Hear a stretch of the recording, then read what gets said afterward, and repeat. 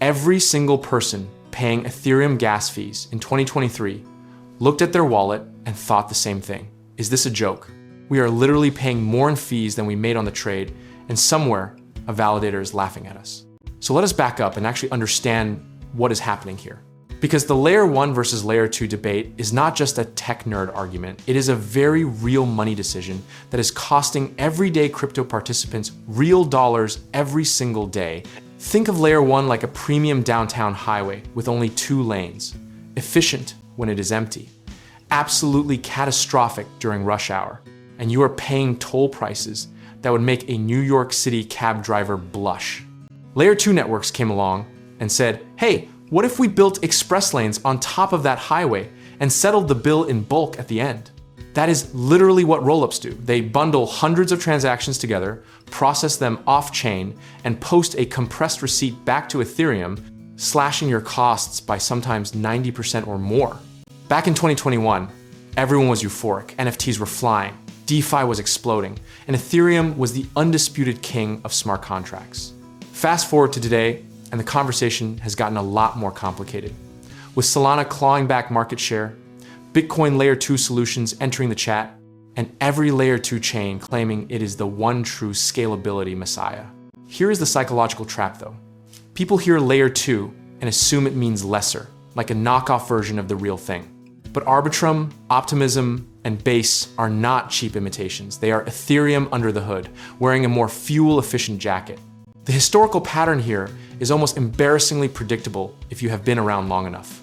Every major blockchain generation overpromises on throughput, gets congested by adoption, spawns a cheaper alternative ecosystem, and then we all argue about which one is real crypto, rinse and repeat, since 2015.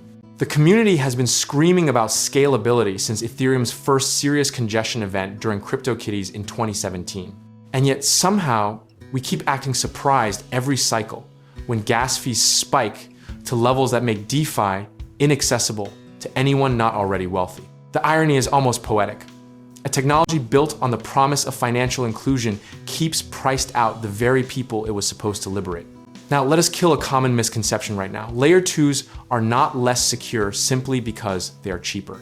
Most modern, optimistic, and ZK rollups inherit Ethereum's security guarantees, meaning your funds are protected by the same consensus mechanism, just with a fraction of the overhead. From a pure allocation standpoint, the practical lesson history teaches us is this: diversify your on-chain activity the same way you diversify a portfolio.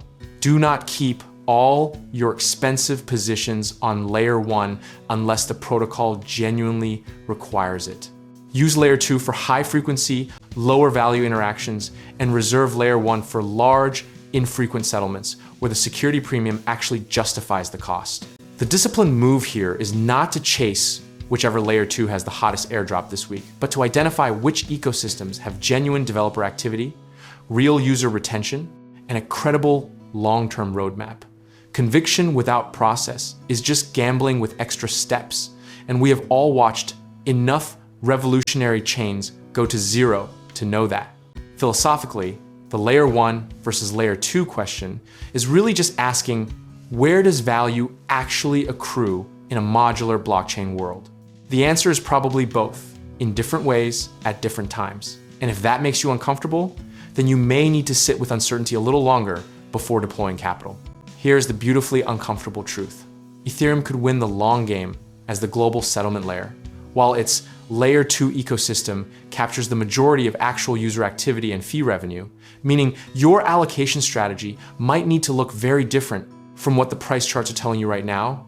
Being comfortable with either outcome, whether layer 1 dominates or modular chains fragment the landscape entirely, is not indecision. It is rational preparation for a genuinely uncertain system. The most dangerous thing you can do is oversize a position based on a narrative you heard in a Discord server at 2 in the morning. And the most powerful thing you can do is build a process. Set your allocation thesis, define your exit criteria, and then have the boring discipline to actually follow it. Size matters more than timing. Patience matters more than prediction. And consistency is the only edge that does not evaporate the moment the market changes its mind. Whatever chain wins the gas war, whatever rollup captures the developer mindshare, the people who build methodical, Process-driven strategies will outlast the ones chasing hype in every single cycle. That is not a prediction. That is just history being tediously consistent. And whether you are navigating blockchain investments, real estate plays, or capital allocation decisions, check out our links in the description below to see how we can help you get started with real estate investing, home contracting work, and finding the right lenders.